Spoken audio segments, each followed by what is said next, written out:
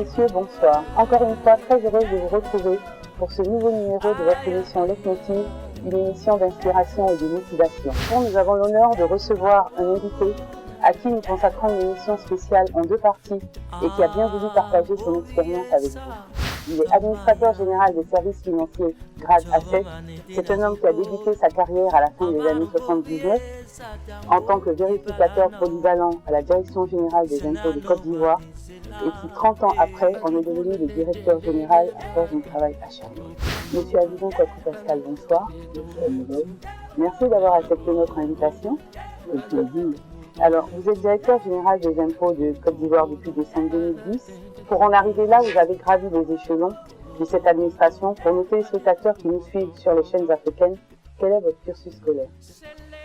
Bien, alors je voudrais d'abord vous remercier pour l'occasion que vous m'offrez de participer à votre brillante émission. Merci.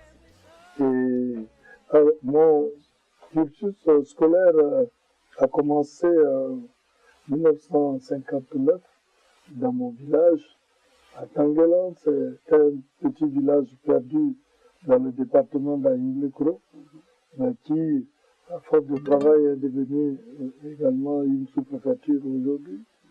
Donc, j'ai fait l'école primaire en 59 et en 64, je me retrouve au collège moderne Voltaire à Abidjan et ensuite au collège moderne de 220 logements. C'était initialement le collège des jeunes filles Sainte-Marie. Quand les filles ont déménagé à Cocody, à Sainte-Marie, donc c'est devenu un collège moderne des garçons.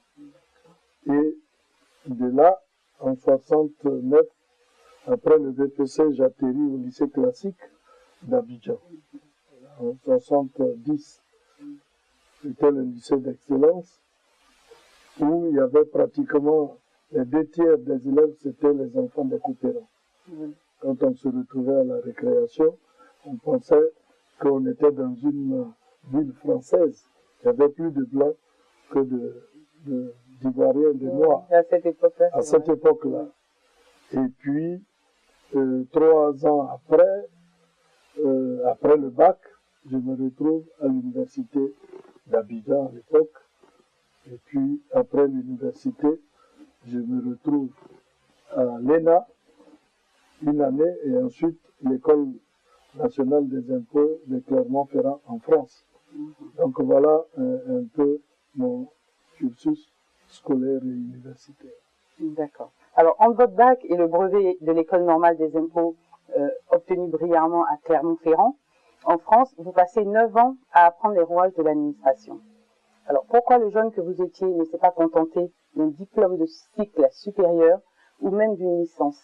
Vous auriez pu vous lancer sur le marché de l'emploi directement. Bien, alors, je crois que dans la vie, il faut avoir une ambition.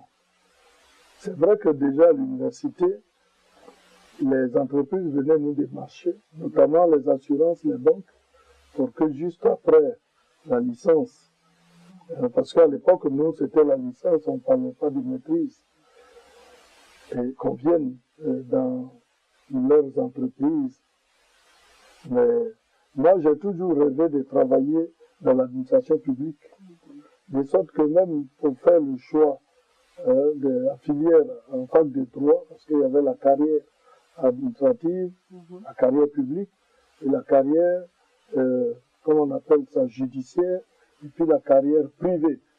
Mais j'ai choisi la carrière publique parce que je voulais faire ma carrière dans l'administration publique. C'était ma vocation. Donc, dès le départ, le choix était déjà voilà, fait. dès le départ, le choix. Vous saviez ce que vous vouliez. Voilà. Et c'est pourquoi, bon, je ne suis pas allé dans le privé, j'ai continué, disons, la carrière de l'administration publique. D'accord. Alors, vous faites vos premiers pas au sein des impôts de Côte d'Ivoire dans les années 70. Racontez-nous comment se passent vos débuts dans cette région. Alors, il faut dire que même là, le choix a été, j'ai dit, guidé par la nature. Parce que jusque-là, jusqu'à l'université, je ne savais pas qu'il y avait une direction générale des impôts en Côte d'Ivoire. Il a fallu que je sois en fac de droit et que j'ai un devoir, un exposé à faire sur le droit fiscal, puisque c'était au programme. C'est à cette occasion que je suis venu à la direction générale des impôts pour avoir de la documentation. Le directeur général de l'époque, c'était M. Amani Goli, qui avait comme conseiller un blanc, M. Vasquez. Et c'est lui qui m'a dit, ah, jeune homme, nous, on cherche des cadres ivoiriens, et donc, après votre licence, s'il vous plaît, si vous pouvez venir à la direction des impôts. Donc, cela m'a motivé. Et au moment de faire les choix à l'ENA, j'ai choisi donc de venir à la direction générale des impôts. D'accord. Les années passent et vous gravissez au fur et à mesure les échelons. Quand on est jeune et qu'on démarre une carrière dans une régie aussi importante, est-ce que ça a été facile pour vous de vous faire une place? Bon, alors, facile de faire une place, ça je ne pense pas, je ne crois pas. À l'époque, quand nous on arrivait, je l'ai dit, le directeur général c'était M. Amani Goli, mais pratiquement tous les responsables étaient des Français. Et nous, quand on est arrivé, on m'a affecté à la sous-direction des enquêtes et vérifications. C'est après qu'on va nous dire que cette affectation ne s'est pas faite de manière fortuite, mais on a tenu compte de notre classement à l'école des impôts. Notre classement à l'école des impôts. Et quand on est arrivé, donc, en tant qu'Ivoirien, dans le classement, j'étais deuxième. Et le premier de notre promotion, c'est M. Michaud Clavet, qui est d'ailleurs aujourd'hui le directeur général adjoint. Ah, donc, c'est suite à ce classement qu'on était 3 à nous avoir été affectés à la direction des enquêtes et vérifications. C'était une sous-direction à l'époque, mais prisée par tous ceux qui sortent de l'école des impôts. Parce que tout le monde voulait faire le contrôle. Nous, ça a été un choix qu'on nous a imposé, j'allais dire. Et c'est là qu'on a commencé à faire notre carrière. Ensuite, bon, 11 ans après, à la vérification, moi j'ai demandé à partir de là, parce que je voulais dérouler ma carrière. Le DG qui était là à l'époque, Hello Clément, ne voulait même pas, parce qu'il a dit, ah, vous avez une expérience, il faut encadrer les jeunes. Je dis, ben, moi je veux dérouler ma carrière. C'est à partir de là que j'ai été nommé comme chef du centre des impôts du plateau. On venait de commencer la décentralisation. 3 ans après, je suis devenu directeur régional des impôts à Abidjan, c'est-à-dire à partir du pont en fait, la zone jusqu'à Dabou, etc. Et puis 3 ans après, comme curieusement c'est chaque 3 ans que je connaissais une promotion, 3 ans après, je suis devenu directeur des opérations d'assiette. Directeur des opérations d'assiette, 3 ans et demi, je suis devenu directeur du recouvrement. L'évolution se faisait naturellement. Voilà. Là, ça n'a pas duré, ça a été très éphémère parce que je suis resté que 8 mois. 8 mois, avec le coup d'État et tout ce qui s'en est suivi. Je suis devenu conseiller technique du directeur général de l'époque. Et puis, quelques 2 ans, je suis reparti dans l'opérationnel en étant nommé directeur du CADAS. Vous avez fait quasiment tous les services. Voilà, j'ai fait pratiquement toutes les directions. Et quand le pouvoir a changé, avec la refondation, je suis redevenu conseiller technique du directeur général. Je suis resté à ce poste jusqu'en 2010, comme vous le disiez, où j'ai été nommé directeur général des impôts.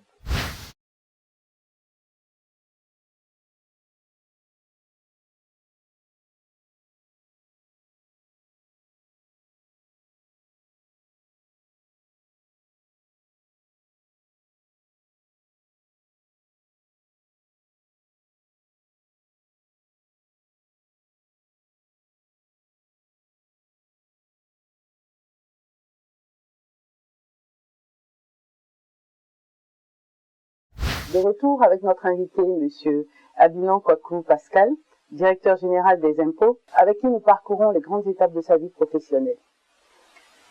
Alors, très souvent, Monsieur le directeur général, des personnes qui ont sensiblement le même profil que vous, après quelques années dans l'administration, se reconvertissent en hommes d'affaires et gagnent mieux leur vie. Pourquoi vous êtes resté tout ce temps aux impôts, alors que je suis presque sûre que ce ne sont pas les sollicitations qui ont manqué? Vous vouliez déjà devenir directeur des impôts?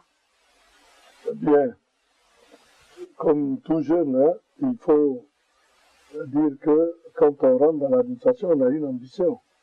Mais c'est Dieu qui détermine le reste. On peut rester 30 ans, 40 ans sans atteindre le sommet. Mais c'est évident que le souhait, c'est de vouloir atteindre le sommet. Alors vous avez dit pourquoi je suis resté là. Ben, je vous avais dit au départ que le privé ne m'intéressait pas. Pour quelles raisons, je ne peux même pas l'expliquer. Donc pour moi, il fallait faire ma carrière dans l'administration. J'ai choisi cette voie. Je voulais aller jusqu'au bout. Les tentations, c'est vrai, n'ont pas manqué. Mais comme je voulais rester jusqu'au bout, je n'ai pas été enchanté par les opportunités ou les propositions qui s'offraient à moi. Peut-être que ça a été une erreur, je n'en sais rien. Mais ce que je sais, c'est que moi, je menais une vie tranquille.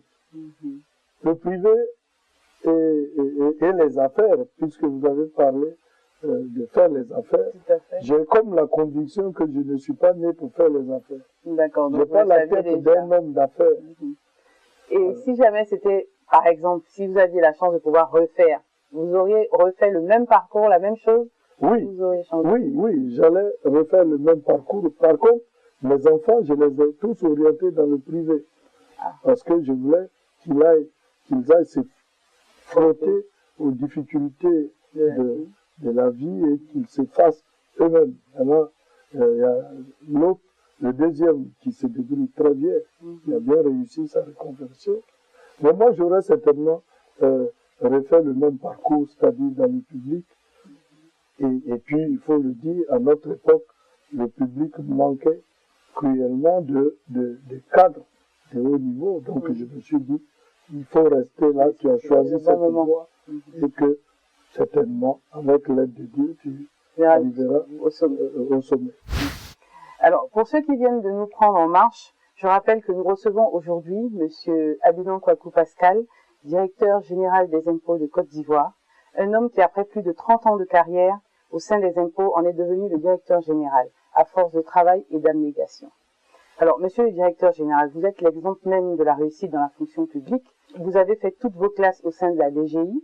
À votre arrivée, vous avez pris pas mal de décisions qui, pour certaines, ont été critiquées, notamment multiplication des centres des impôts dans les zones très reculées. Pourtant, les chiffres vous donnent raison quelques années après. Comment est-ce que vous arrivez à tenir le cap et quelles sont les difficultés que vous rencontrez en étant à la tête de la DGI? Bien, d'abord, je suis arrivé à la tête de cette administration dans des conditions très difficiles. Tout était délabré. Nos centres des impôts, que ce soit à Abidjan ou à l'intérieur, ont été totalement pillés. Le bureau qui vous accueille aujourd'hui était méconnaissable. Les gens pensaient qu'il y avait de l'argent ici, donc sont venus tout piller. Et il fallait reprendre tout ça à zéro. Et dans le même temps, il faut aussi recouvrer les impôts pour permettre à l'État de continuer à fonctionner. Donc on était dans un double défi. Ça n'a pas dû être facile. Ça n'a pas du tout été facile. Tous nos moyens de production étaient pillés. Les véhicules, le parc automobile était tout parti. Le parc informatique, tout était parti. Près de 1000 ordinateurs ont été emportés. Le bâtiment était vide. Tout était vide. Et ici, comme nos services décentralisés dans les quartiers, il fallait tout reprendre. Heureusement, le programme d'urgence au niveau du gouvernement nous a permis d'acquérir quelques véhicules et quelques ordinateurs pour commencer à remettre tout ça en état, les bâtiments également. Donc, on était confronté à un double défi. il fallait faire face à cela. Dieu merci, on a été aidés et on a pu donc faire face à ces difficultés. Alors, vous avez parlé aussi de la décentralisation qui était une de nos stratégies, parce que j'avais constaté, et comme j'ai fait toute ma carrière dans la maison, donc je connaissais un peu les difficultés et où il fallait mettre l'accent pour aller un peu plus vite. J'ai constaté que la décentralisation n'était pas poussée comme il le fallait. Quand vous êtes à Doropo, Doropo c'est à l'est de la Côte d'Ivoire, et Doropo est à 250 km de Bondoukou, et à 90 km, 95 km précisément, de Bouna, qui est son chef-lieu de région. Alors, quand quelqu'un qui est à Doropo doit payer son impôt, peut-être 5 000, 10 000 par mois, il ne va pas venir. Il dit, le jour où ils vont me trouver, je vais payer. De sorte que l'intérieur du pays était un peu comme un paradis fiscal. Tout le poids était reposé sur les entreprises de la zone d'Abidjan et un peu San Pedro et dans la périphérie. J'ai trouvé que c'était anormal. Il y a un principe de l'impôt qui dit tout le monde doit être égal devant l'impôt. Chacun doit payer ce qu'il doit. Pour ça, il faut que les impôts soient accessibles. Voilà. Et donc, je dis, il faut multiplier les sommes des impôts.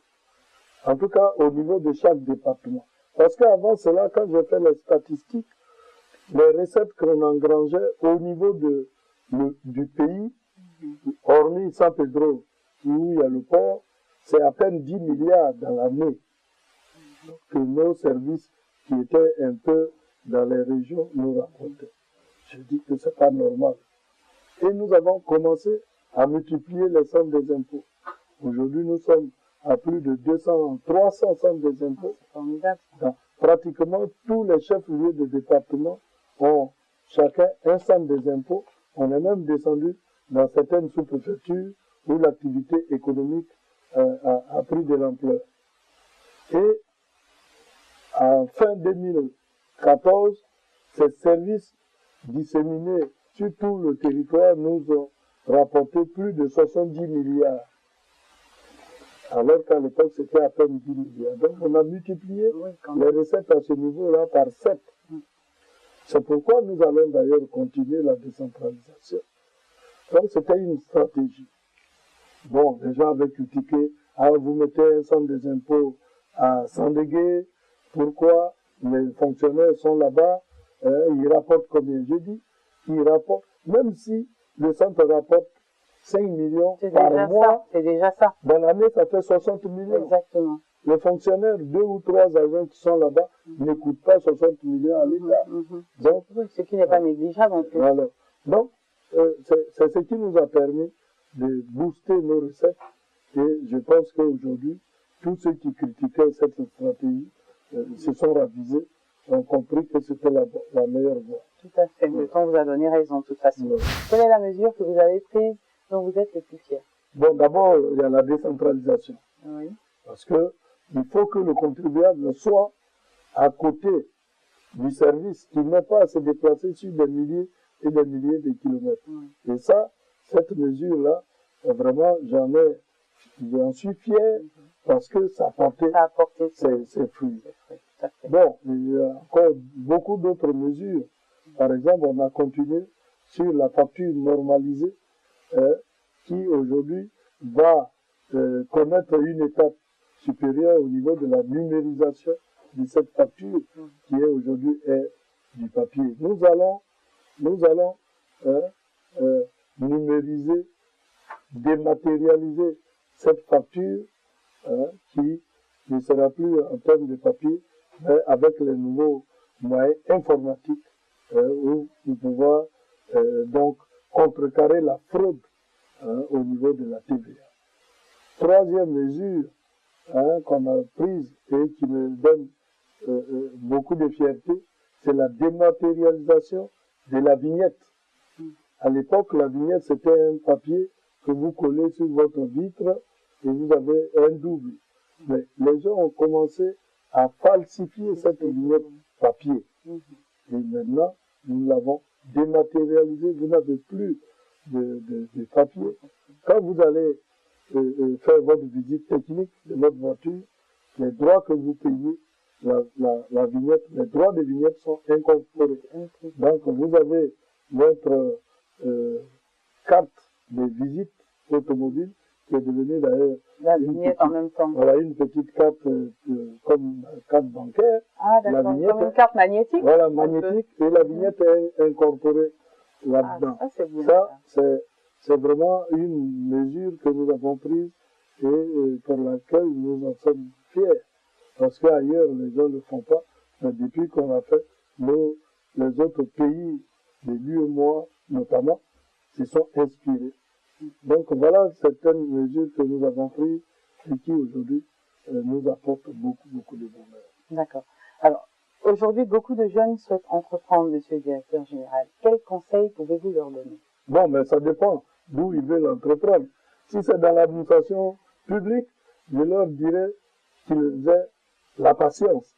Parce que l'administration publique, il faut beaucoup de patience. Il y en a d'ailleurs qui sont venus de ma génération, qui n'ont pas été patients et qui sont partis. Ils sont partis, mais aujourd'hui, beaucoup le regrettent. Donc, si c'est dans l'administration publique, il faut être patient et faire sa carrière, mettre le cœur à l'ouvrage et faire ce qu'on vous demande de faire. Nous, on était arrivés, on avait la chance d'être encadrés par des coopérants français qui nous ont d'abord enseigné à l'école des impôts, et quand on est arrivé, ceux qui étaient là nous ont vraiment encadrés. Ils ont aidé à vous orienter. Voilà, nous orienter et nous donner le goût du travail. Donc, il faut qu'ils aient le goût du travail, ces jeunes gens, et la patience. La fin de carrière sera certainement meilleure pour eux. Si c'est dans le privé, bon, comme je ne connais pas les méthodes du privé, mais je pense que là-bas aussi, il faut être armé de courage, travailler dur, exactement, et être patient, persévérer. et persévérer. Et comme on le dit, le succès est au bout de l'effort. Voilà. Monsieur Ambinon Kwaku Pascal, malheureusement le temps qui nous est imparti touche à sa fin, mais ne vous inquiétez pas, mesdames et messieurs, je vous donne rendez-vous la semaine prochaine pour la suite de votre émission. Dieu vous garde.